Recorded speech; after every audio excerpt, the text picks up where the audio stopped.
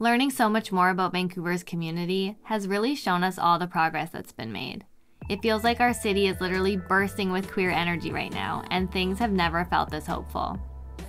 So now we want to dive into another huge part of Queer Vancouver, and that's our nightlife scene. Queer events and places to gather are so important for us all to connect, but we know that it hasn't always been easy to maintain these spaces in the city.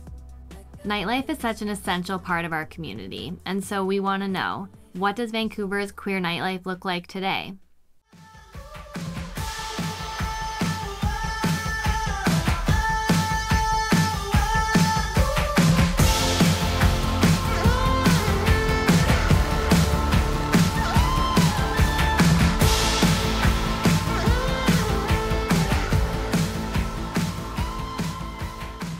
What I really loved about when I came here was the nightlife was really alive. When I look back at the queer community and the people that were finding their way, a lot of times they literally had to separate themselves from their family, like I did.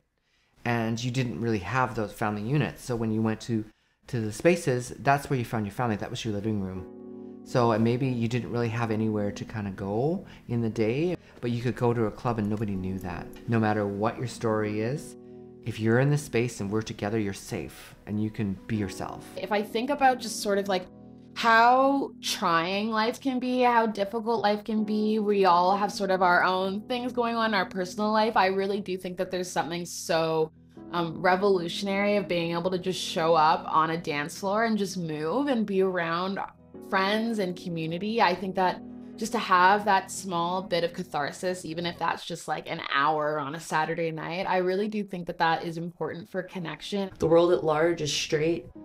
So when you go out to the supermarket and you go to the coffee shop and you're just living your day-to-day life, like you're not really feeling the impact, say, that like queer people are feeling, and events and parties and all the little things we do. Like, these are the things that make us feel together. Like, these are the things that we go to and go, okay, look around, and I see myself in these people. I feel safe here. I feel welcomed here. I can relax. I can kiss my partner. I can hold their hand and not even have to worry about it, not even have to think twice. I just don't think that the world at large understands how important queer nightlife is to our community. It's quite literally sometimes all that we have. When we talk about nightlife for the queer community, the first thing people probably think of is drag. And Vancouver definitely has a lively drag scene that has really evolved over the years. We want to learn more about what drag looks like in today's community, so we need to talk to a couple of Vancouver's drag experts. My name is Paige Frewer. I also go by Ponyboy. My pronouns are they, them. I am one of the 4 people who founded Man Up, and I also co-operate Eastside Studios. I would define drag as a language for queer folks to articulate the absurdity of gender. For so many of us, gender is hilarious, and just the ways that we define masculinity and femininity.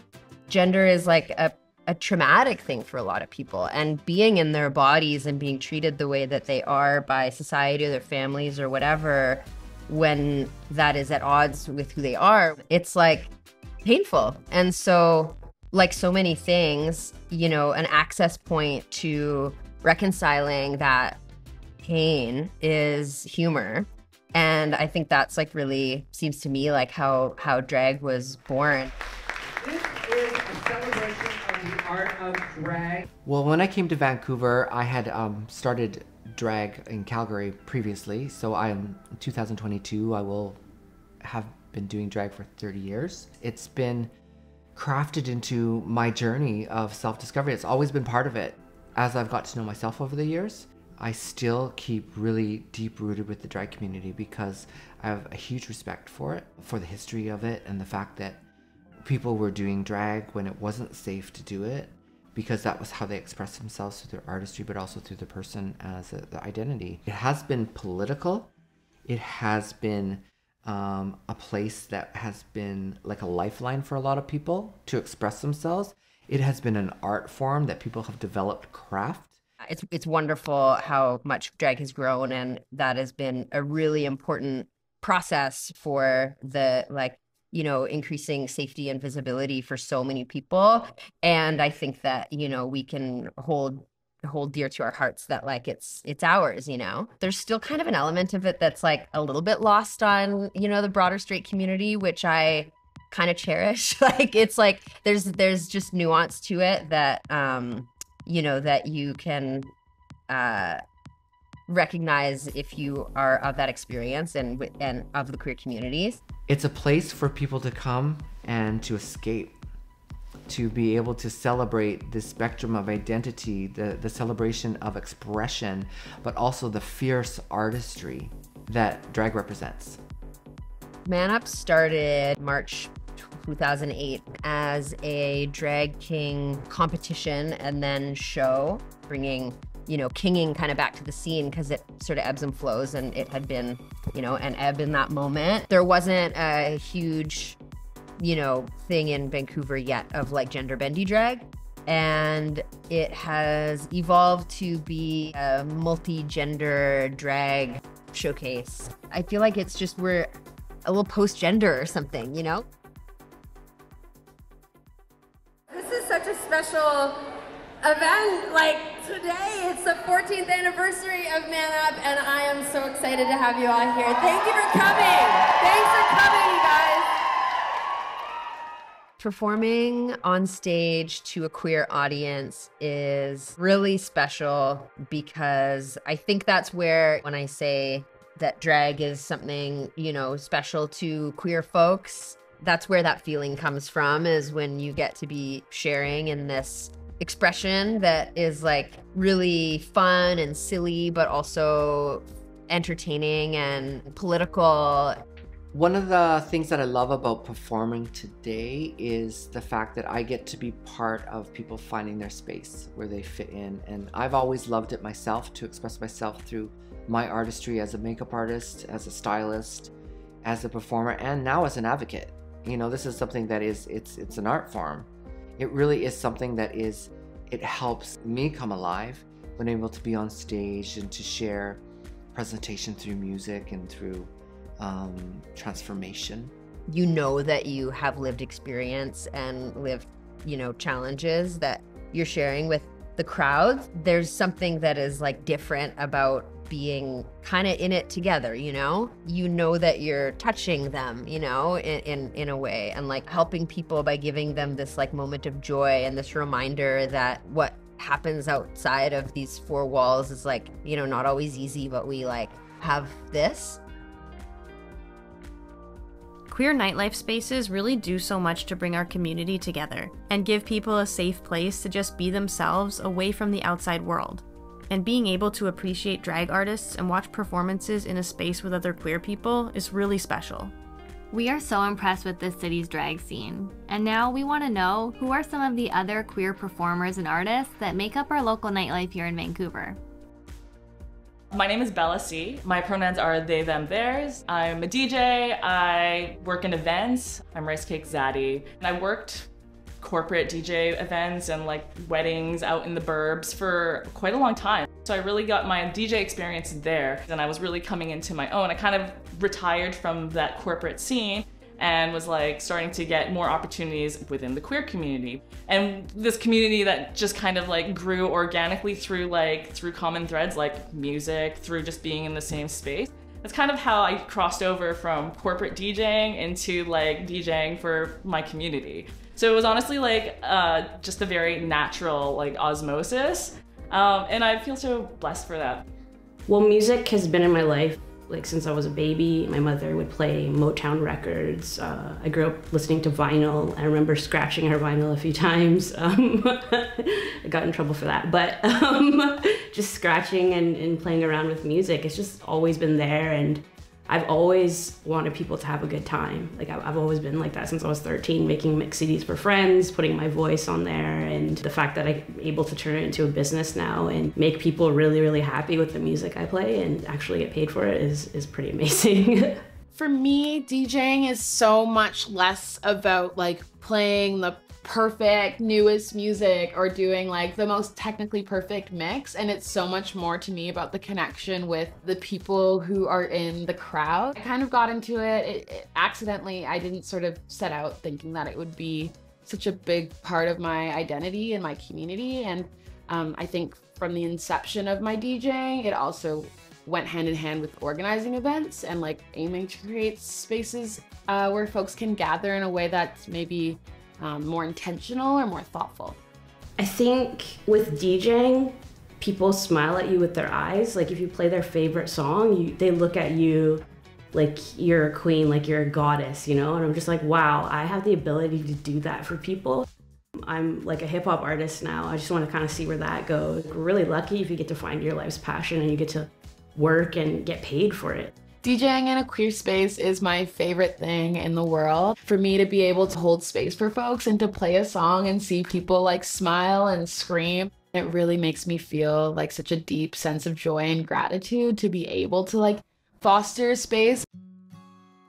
We play music, we both sing, we write songs, and we're a baby band. We just started.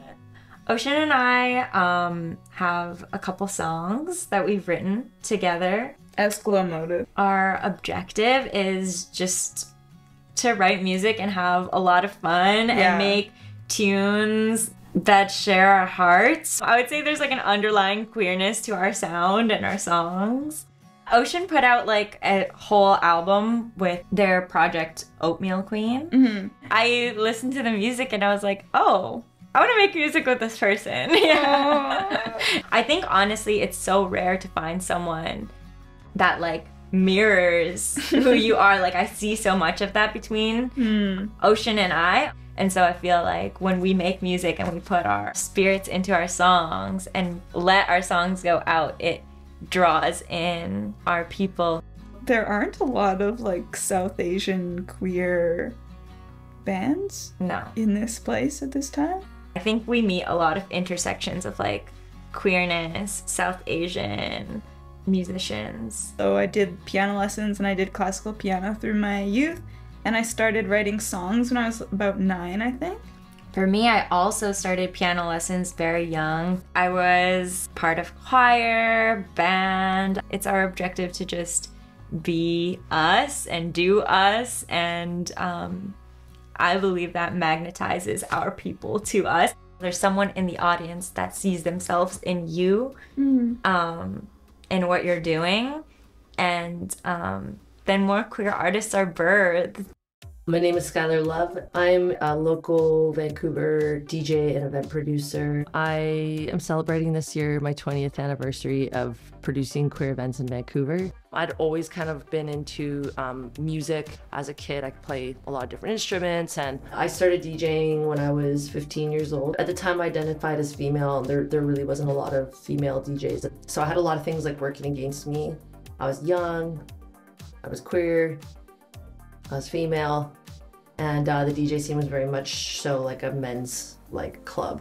I really had to learn in a very like unique, really underground kind of really limited way. And that was like back when nothing was digital, like everything was still vinyl and turntables and stuff. So it was just much harder. It wasn't nearly as accessible. So I spent 2 years just kind of DJing in my bedroom and just having big dreams. Nobody wanted to book me. And so I just thought to myself, like, if nobody's gonna book me, I'm just gonna start, you know, putting on my own events, and I'll just book myself to DJ. And so that took off when I was 18. Out of that, I basically built up, you know, who I am today. I came here in the hopes and dreams of in the pursuit of becoming like a superstar DJ, and I just didn't stop. I've done this for 20 years. I actually literally don't know life without it. I'll probably be 80 years old, like still creating community, because this is what I can do. I can die happy doing this. I present a lot, and over time I was starting to just improvise a lot of presentations, and then that improvised presentations became just sort of this stream of consciousness, and that evolved into my poetry, into my art, which is why I love to improvise on stage. And all my pieces are very stream of consciousness, and they just flow. I don't want to be brave. I don't need to be an inspiration. As if every action I make, every step forward I take is enough cause for celebration. Why should we have to be brave? It's so amazing to perform in trans and queer explicit spaces, because there's a level of getting it that trans and queer audiences have, where I don't have to explain the context. And that's why I think it's so important to have like spaces for not just queer and trans people, but any person that's marginalized, where they don't have to be around people that they have to explain anything to. Queer spaces are so incredibly important to our community. And as we've seen, spaces in Vancouver have come and gone over the years, with a real lack of permanent venues for queer women, trans people, and other marginalized folks. About 20 years ago, that all changed when a space called Lick opened up, and it lasted for nearly a decade. It started out as a lesbian bar, but what it evolved into and what it did for the entire queer community in Vancouver was so much more. From the very first day Lick was born, I was there. When Lick first started up, it did start up as like a lesbian, like women's bar. The culture was different. The way we all identified was quite different. And so the first year of it being open, it was really celebrated that it was a women's space. Then it started becoming like women and their friends, or lesbians and their friends. And then, within a year after that, it just really switched to it being a queer bar. But everybody always knew that it centered around a lot of female identifying people, but we didn't really have to have that language anymore. And that put the pressure on the men's bars and the men's spaces to also, change their language and become more inclusive. And it was kind of like we watched, like right before our very eyes, we watched the culture and the inclusion culture in Vancouver really shift. I used to joke to my friends, I'd be like, guys, like we're making history right now. This is history in the making. Like, this is going to be something that we speak about 20 years from now. It's amazing because like here I am 20 years later and it is history now. When you go to where Lick was, outside on the wall of the club is a placard that the city actually put up, and it's a historical placard for the LGBTQ community. And on that placard it speaks about Lick and it speaks about the community and like what happened there. The closure of Lick in 2011, it was really devastating. At the same time, it pushed people in the community to evolve and to grow from that and to start creating and producing, events and spaces of like what we have today. Lick had a huge impact on the local community at the time, and it really did transform Vancouver's queer nightlife culture.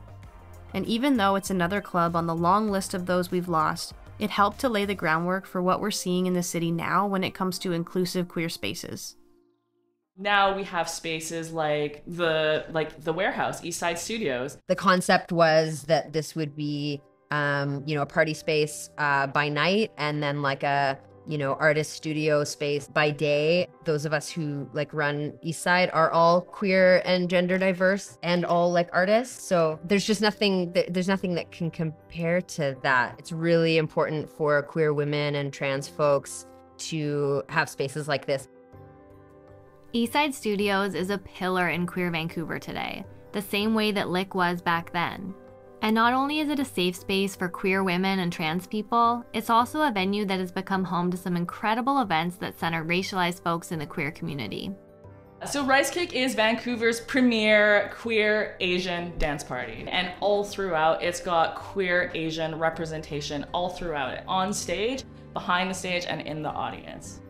I feel that Rice Cake really creates a safe space for the queer Asian community, and I think it's so required and like necessary, especially in Vancouver, because not only is there a very large Asian population and a large gay population, but oftentimes those two worlds, like sometimes they intersect all the time, but sometimes the intersection is not a very smooth process. So I think that creating like a queer Asian space is that much more important, because for a kid like me who once never had that space, like that could be life-changing.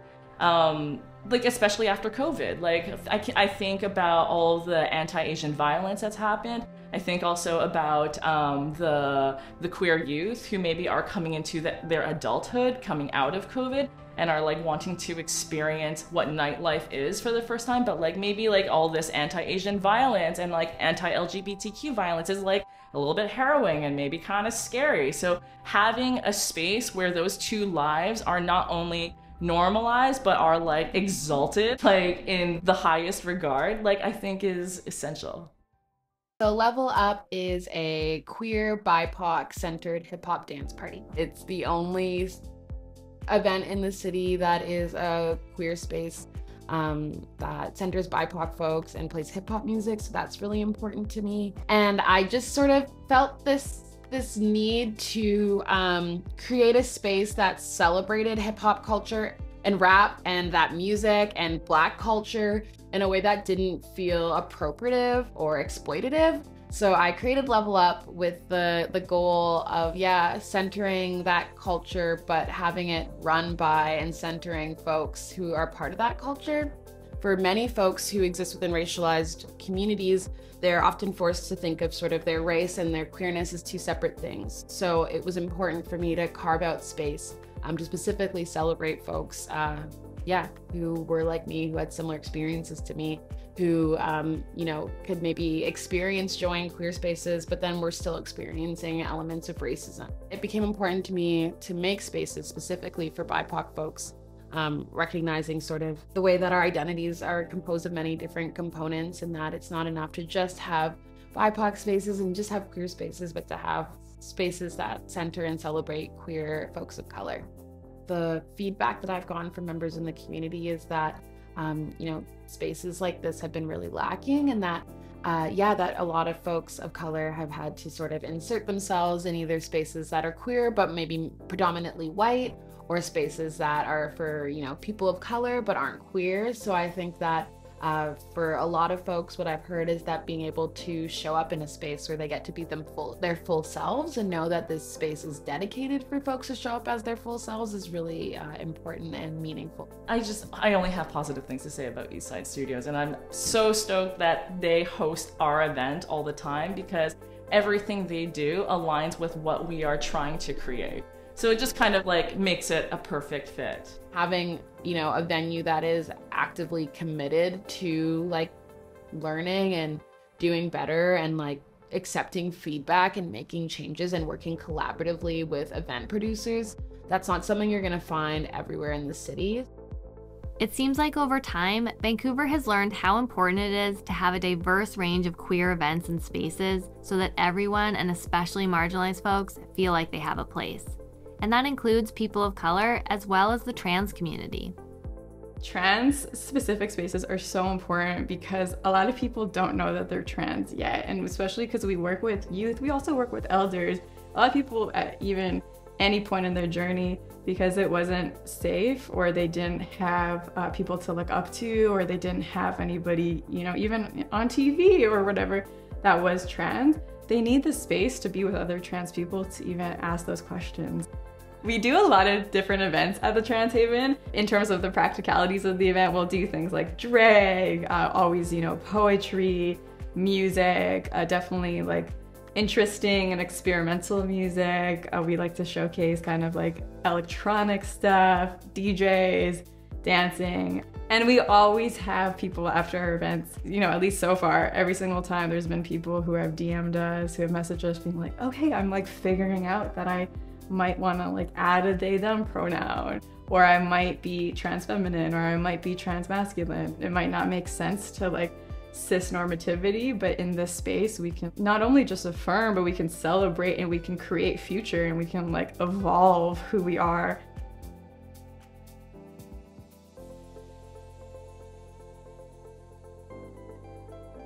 This might be one of the most positive ways that Queer Vancouver has changed over the past several decades.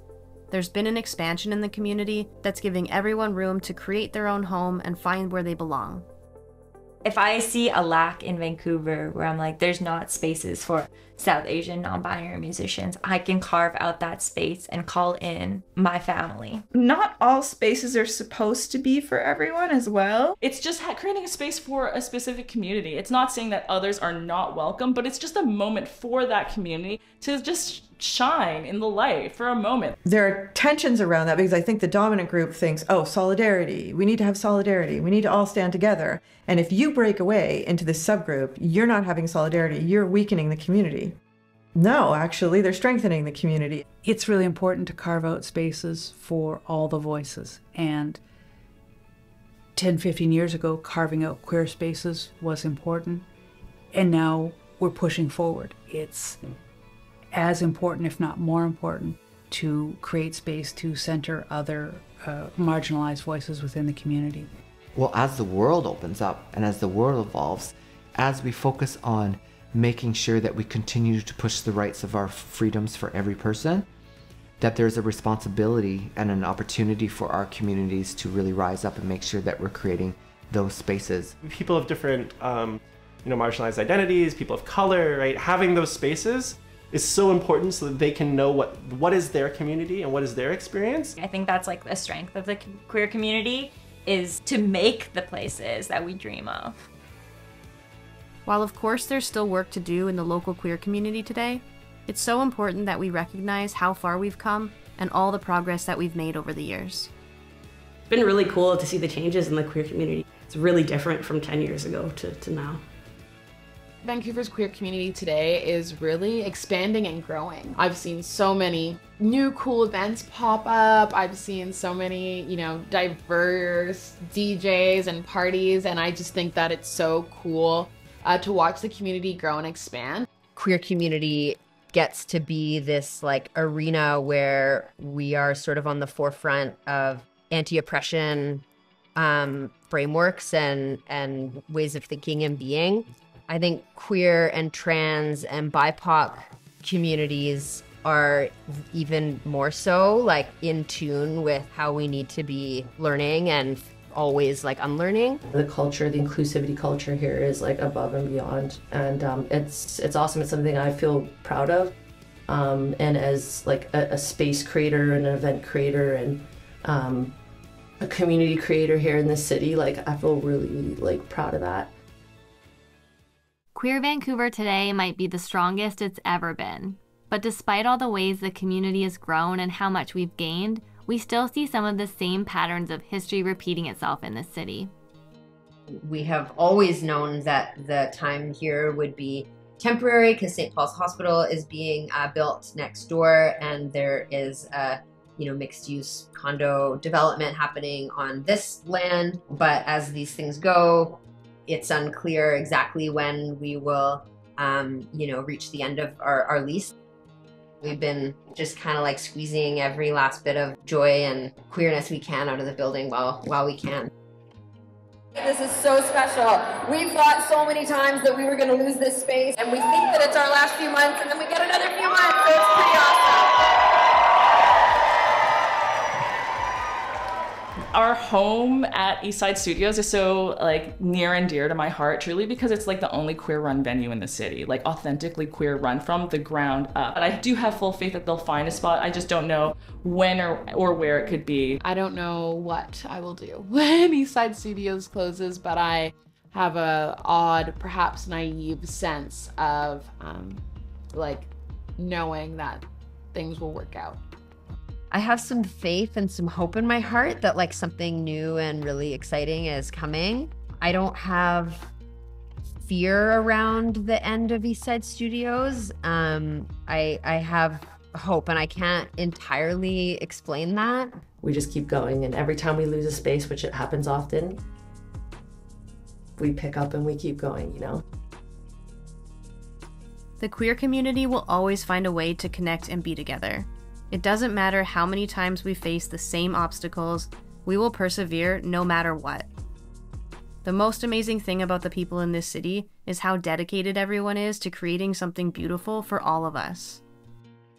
We feel incredibly thankful to have learned so much about Queer Vancouver, and we're really hopeful that this community will only continue to get stronger as we move into the future.